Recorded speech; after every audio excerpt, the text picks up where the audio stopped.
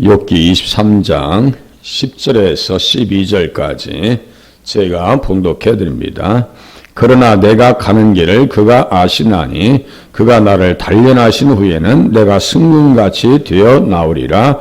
내 발이 그의 걸음을 바로 따랐으며 내가 그의 길을 지켜 치우치지 아니하였고 내가 그의 입술의 명령을 어기지 아니하고 정한 음식보다 그의 입의 말씀을 기히 여겼도다. 아멘.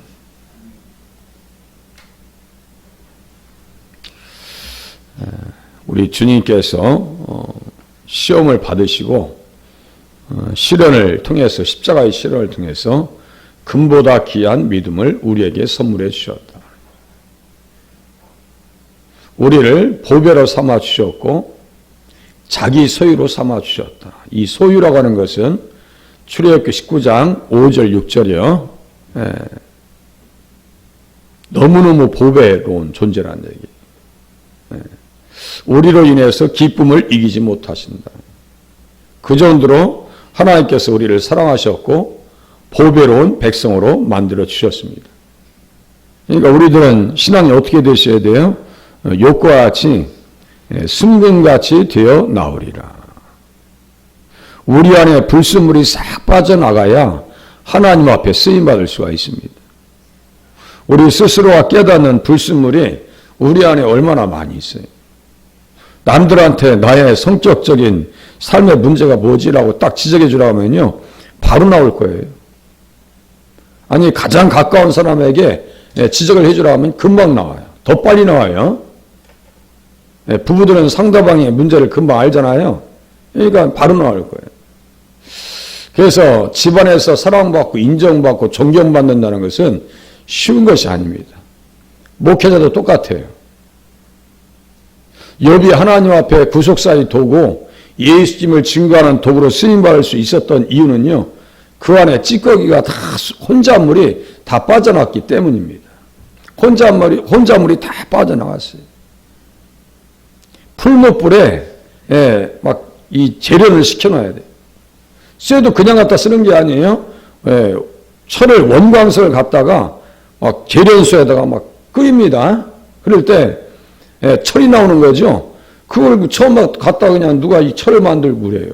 다 그 온도에 따라서 맞춰서 빼내야 철광석이 되고 철광을 통해서 건축물을 세우는 거예요.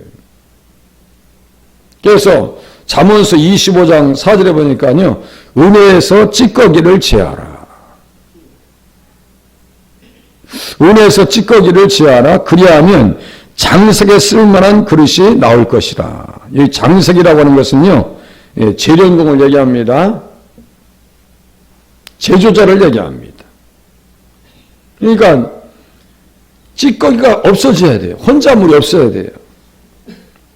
찌꺼기를 제거하지 아니하면 하나님께서 영도를 폐기시켜 버립니다.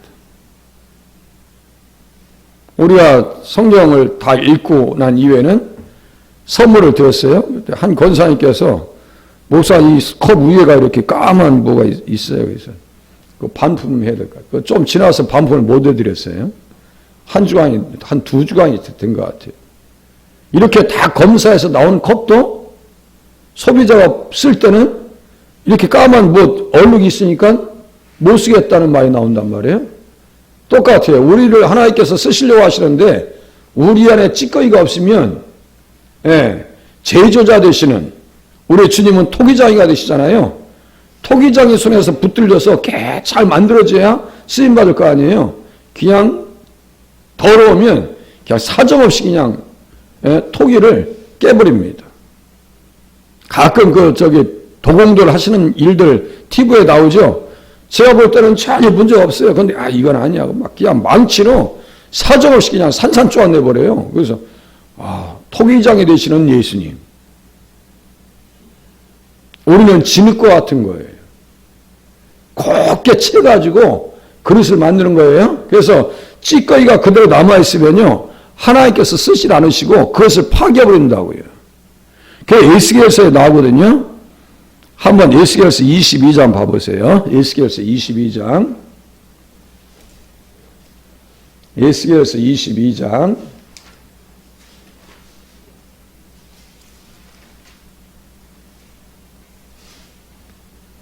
18절 보세요. 뭐 타이틀 자체가 벌받을 예루살렘 이렇게 써 있어요. 벌받을 예루살렘 22장 18절 풀무불에 들어갈 이스라엘 이렇게 또 써 있네요. 풀무불에 들어갈 이스라엘 22장 17절 18절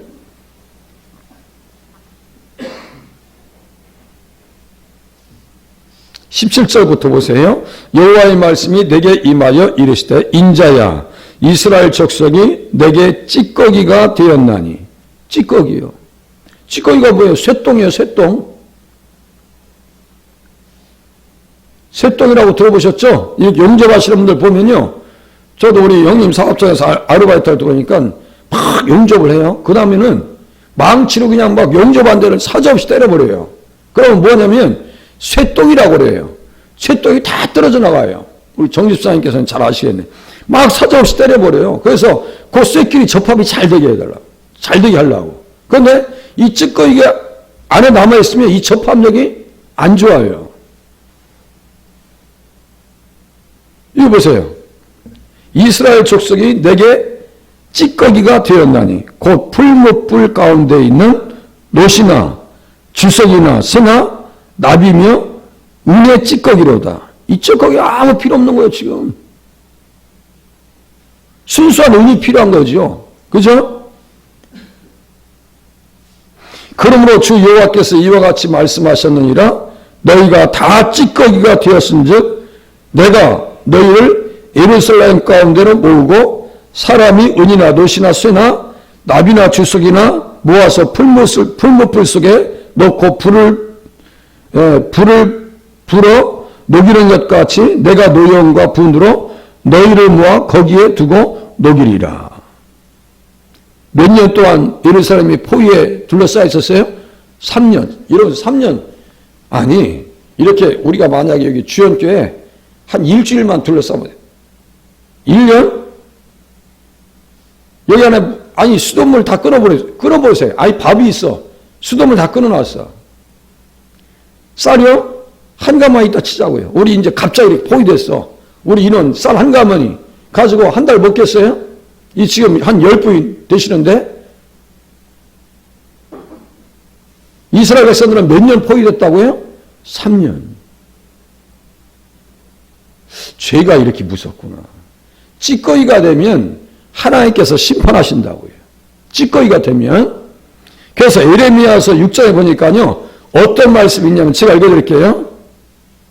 그들은 다 심히 반역한 자며 비방하며 돌아다니는 자며 그들은 놋과 철이며 다 사악한 자라. 사악한 자래요. 풀무불을 맹렬히 불면 그 불에 납이 살라져서 단련하는 자의 일이 헛되게 되느니라. 이와 같이 악한 자가 제거되지 아니하나니 사람들이 그들을 내버린 은이라 부르게 될 것은 여호와께서 그들을 버렸습니다. 사람이 그들을 내버린 은이라 그래요. 신약성경에서는 성도들을 소금이라고 하고 구약성경에서는 은이라고 하는데요. 내버릴 은이래요. 은에 뭐가 많기 때문에요? 찌꺼기가 많으니까. 불순물이 많으니까. 저는 안경테 맞추는데 무슨 금으로 했다고 해서 난 금이빨 사요 그래서 그 안경테 버리려고 가서 이제 물어봤어요. 이 금으로 만들었다는데 이게 금 사야겠대. 아이고 아저씨 가세요 그러더라고.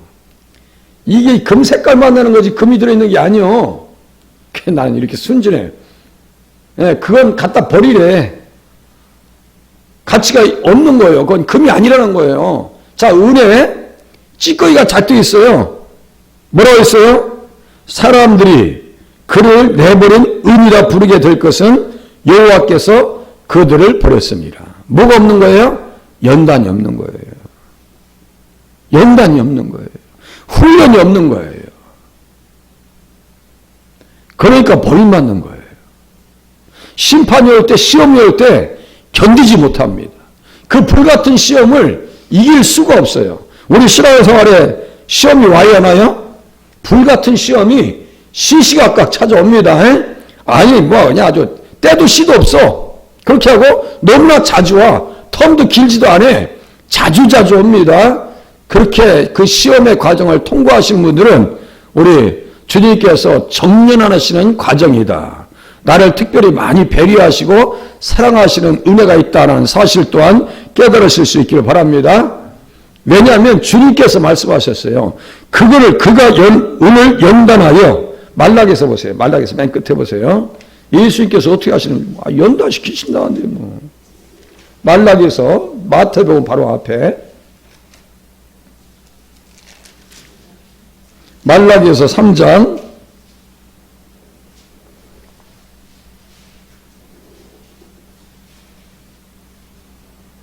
'언약의 사자' 1절에 보면 내 사자가 있어요. 내 사자는 세례 요한이고 언약의 사자는 예수님이에요. 제가 말씀드렸죠? 내 사자는 세례 요한이고 언약의 사자는 누구라고요? 예수님이에요. 그가 임하시는 날을 누가 능히 당하며 그가 나타나는 때에 누가 능히 서리요? 그는 금을 연단하는 자의 불과 표백하는 자의 잿물과 같을 것이라. 주님이 연단시키신다는 얘기예요. 또 보세요. 그가 은을 연단하여 금을 연단하는 자의 불과, 금도 연단하고 은도 어떻게 해요? 연단시키죠. 그러니까 연단이 없는 신앙생활은 말이 안 되는 거예요. 연단이 없는 신앙이 어디 있어요? 훈련이 없는 신앙이 어디 있고 훈련이 없는 군대가 어디 있어요? 우리가 다 아이들 군대 보냈잖아요. 군대 첫날 보내 그 연병장에 서 있는데 막 눈물이 나더라고. 저는. 예? 어떤 분은 일주일 동안 울으셨대. 자식을 연병장에 보내고. 저는 일주일 동안 울진 않았어요. 갔다 오면서 막 눈물 나는데 그냥 옆에서 우리 딸내미도 웃고 우리 집사람이 웃어. 나는 울고 있는데 자기들은 웃고 있어. 예? 아빠가 그렇게 마음이 약한지 몰랐다고요. 아니 훈련이 없는 군대 어디 있어요? 예? 훈련이 없는 신앙생활이 어디 있냐고요. 훈련이 있다고 하는 사실을 전제하시길 바랍니다. 잘 보세요. 여기 성경을. 그가 은을 연단하여 깨끗하게 하는 자같이 앉아서 네 자손을 깨끗하게 하되 금과 은같이 그들을 연단하리니 그들이 공의로운 제물을 나 여호와께 바칠 것이라. 제물뿐이 아니라요. 우리의 몸을 산 제사로 바치는 그러한 자리에 서실 수 있기를 바랍니다. 이 새벽에 오시는 분들은 몸을 바치는 거예요. 그렇게 하니까 이제 욥기 23장으로 또 가보겠습니다. 욥기 23장 책갈 펴놓으시고 11절 내가 그의 걸음을 바로 따랐으며 내가 그의 길을 지켜 치우치지 아니하였고. 당신들 나 정죄할 수가 없어. 나는 지금 연단되어져서 승군같이 되어서 나오려고 하는데 당신들이 나를 정죄하려고 그래? 욥의 친구들이 막 얘기하죠. 나는 예수님의 길 바로 갔다고.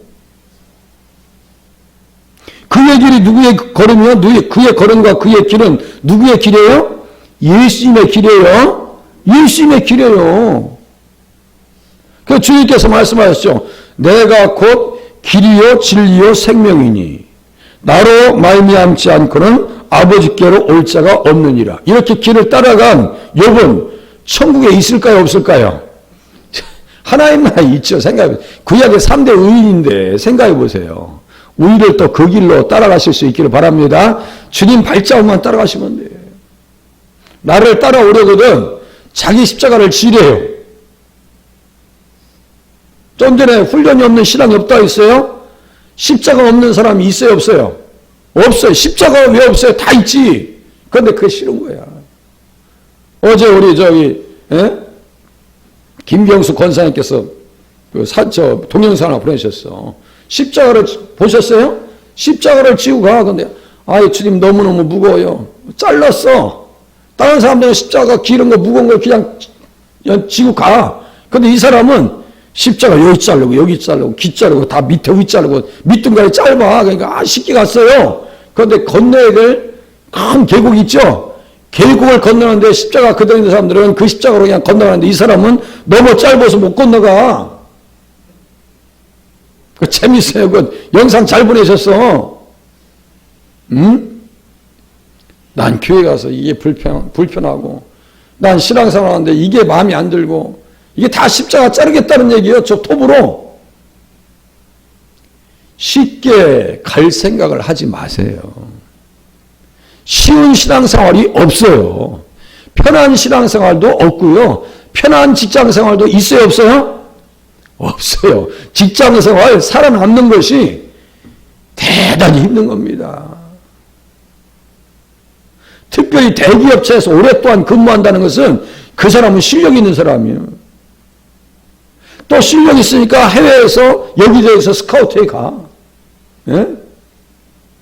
어떤 무슨 동아그룹인가 거기는요, 삼성에서 그만둔 사람들 다 특별히 채용해 나가요. 그만큼 인정받는 거예요. 대기업은 있어요. 무슨 그룹 하나 있어요. 전략을 잘 세우는 거죠. 왜? 인재거든요. 알아봅니다. 아, 거기에서 근무했다? 거기에서 오랫동안 일했다? 그 사람은 쓸만한 사람이에요. 이거요. 자, 편한 직장생활 없어요? 편한 신앙생활도 없습니다. 신앙생활은 더 힘들지 몰라요. 아니, 더 힘들면 힘들지. 쉽지 않아요. 제가 보니까 단순하지 않아요. 자, 주님의 걸음을 따라가야 돼요. 내가 곧 길이요 진리요 생명이다. 또 시편 18절에 보니까요. 이는 내가 여호와의 도를 지키고 악하게 내 하나님을 떠나지 아니하였으며 여호와의 도를 지켰대요. 그러니까 쓰임 받는 거예요. 욥도 그의 걸음을 따라갔으며, 예, 그의 걸음을 따라갔지요. 내 발이 그의 걸음을 바로 따랐으며 내가 그의 길을 지켜 치우치지 아니하였다는. 다윗도 똑같아요. 치우치지 않았대요. 응? 내가 여호와의 도를 지키고 악하게 내 하나님을 떠나지 아니하였으며 그의 모든 규례가 내 앞에 있고. 자, 보세요. 길과 규례, 길과 율례. 아, 그렇구나. 주님의 길 따라가는 것은 율법을 지키는 거구나. 길과 율례, 길과 규례. 시편 18장 21절 22절에 나와요. 또 보세요. 아브라함의 권속에게, 제가 이게 자주 말씀드리죠. 창세기 18장 18절 19절, 내가 그로 그 자식과 권속에게, 그 권속이라고 하는 것은 아브라함의 자손들 얘기하는 거예요. 그 자식이라고 하는 것은 아브라함의 자손들 얘기하는 거예요. 그래서 우리는 아브라함의 자손들이에요. 자손들은 어떻게 돼요? 여호와의 도를 지켜. 여호와의 도나 예수님의 길이나, 이 길도자예요. 도를 지키래요. 거기에 뭐 나오냐면 의와 공도, 규례와 율례, 의와 공도 같은 말이에요. 동의역란 말이에요. 동의역. 야, 내가 주님 앞에 의를 선물 받았어. 그럼 의로운 행위를 해야지. 의라고 하는 것은 의로운 행위까지 나가는 거예요. 너희 의가 서기관과 바리새인보다 낫지 아니하면 결단코 천국에 들어가지 못하리라. 주님께서 말씀하셨죠. 그러면 하나님의 말씀대로 살기 위해서 몸부림쳐야 되는 거예요. 그러니까 기도하실 때 그 기도를 해야 가장 능력 있는 기도가 되는 거예요. 아니, 다른 거 신비한 환상 체험 이런 거요. 둘째 문제라니까요. 제가 볼 때는 막 신비한 체험하는 사람들 치고 영적으로 건강한 사람들 참 드뭅니다. 겸손하게 신앙생활 하고요. 정말 말없이 교회를 섬기는 사람들 드물어. 문제가 많아요. 되려 말없이 신앙생활 잘하고 기도생활 하시는 분들은 되려 하나님 앞에서 얌전하셔. 아주 조용하셔. 뭐 들려고 다니질 않아요. 가끔 체험해도 그것을 소중하게 여겨요. 그런데 막 돗대기 시장처럼 신앙생활 하면요 힘들다고요. 되려 겸손하지 않으면 대행이야. 교회 질서를 막 어지럽히고. 저 그거 용납 못해요. 그거 용납 못해요. 봐줄 수가 없습니다. 가장 안전한 신앙생활은 뭐냐면요, 하나님의 말씀을 따라서 주의 걸음과 길을 아장아장 한 걸음씩 한 걸음씩 뛰어나가는 거예요. 그게 가장 건강한 신앙입니다. 흔들림이 없이, 욕심 부리지 않고, 조급하지 아니하고, 예, 그냥 안전하게 신앙생활 하는 거예요. 그게 가장 복된 삶이에요. 그러니까 쓰임 받는 거예요. 욥도 그래요. 욥도 다윗도 그래요. 아주 말씀대로 쫓아갑니다.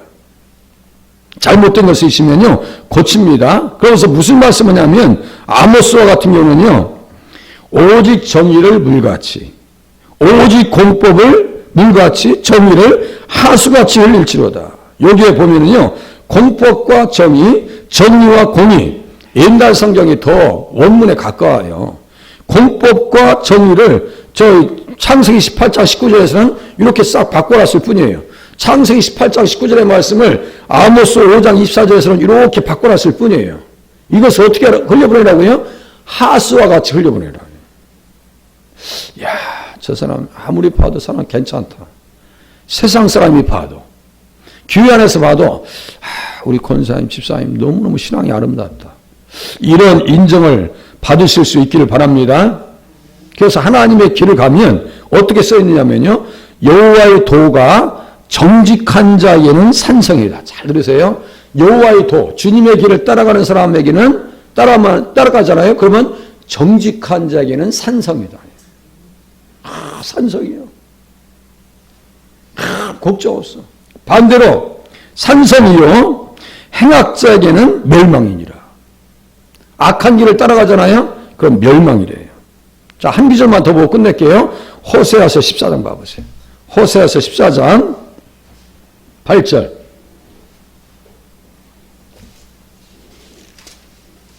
성경을 읽다 깨달으면요, 많은 걸 주고 싶어요. 그런데 시간이 없어. 호세아서 14장, 자, 구약성경 1268페이지, 1268페이지요. 호세아서 14장 8절, 7절, 8절 보세요.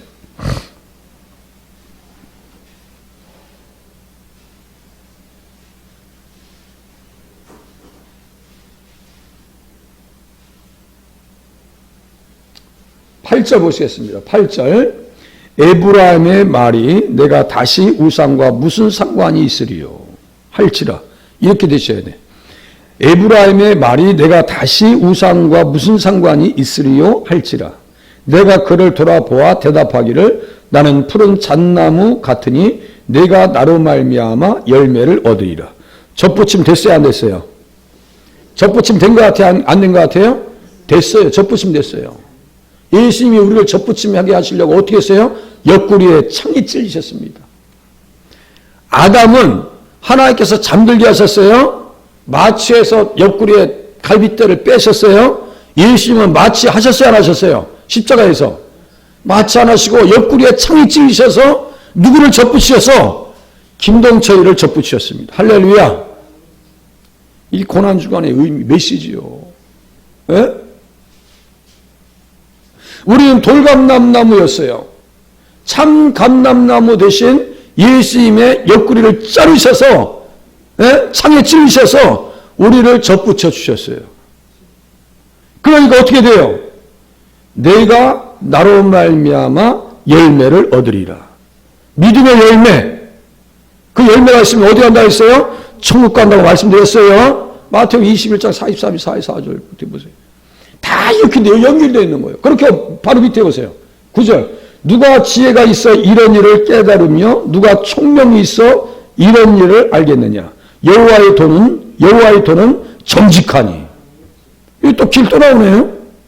그의 걸음, 그의 길을 내가 바로 따랐으며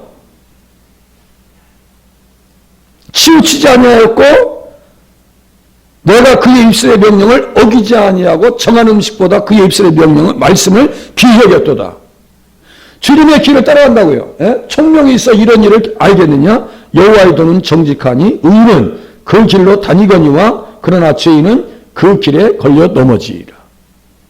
죄가요 해결되지 않으면 교회 생활 못합니다. 넘어집니다. 안 돼요.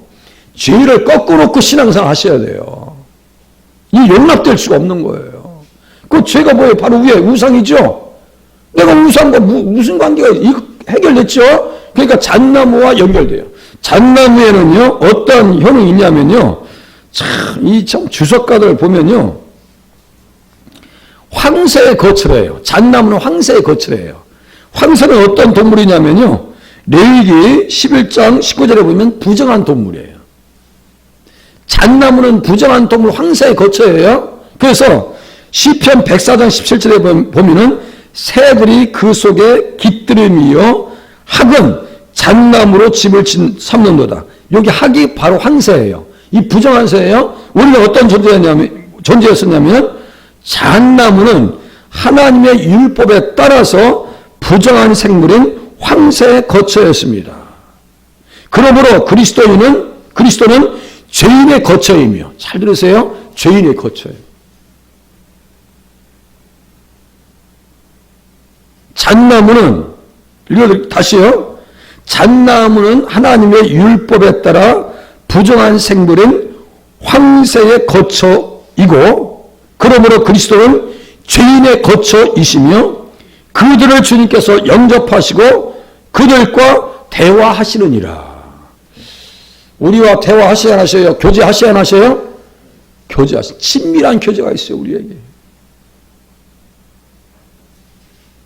그리고 잣나무는 어떤 효능이 있느냐면요. 이것을 70인역에서는 노간주나무로 번역합니다. 노간주나무에는 어떠한 특징이 있냐면 생물학자들이 보면 노간주나무의 냄새가 뱀을 쫓아내는 것과 같은 미덕을 가지고 있다 그래요. 그러니까요, 성경을 함부로 번역하는 게 아니에요. 잣나무의 속성을 다 알고 노간주나무가 어떤 기능이 있는지, 노간주나무의 그 향은 뱀을 쫓아낸대요. 예수 그리스도의 향기는 우리 속에 뱀의 권세를 물리쳐 주실 줄로 믿으시길 바랍니다. 제가 이걸 막 성경을 연구하면서 그러니까 시간이 좀 오버됐죠? 이런 건 주일날 또 한번 들어도 계속 리플레이도 괜찮아요. 하나님 오늘도 사망 곳에서 승리하게 도와주시옵소서. 기도하시다가 돌아가실 수 있기를 바랍니다. 기도합니다.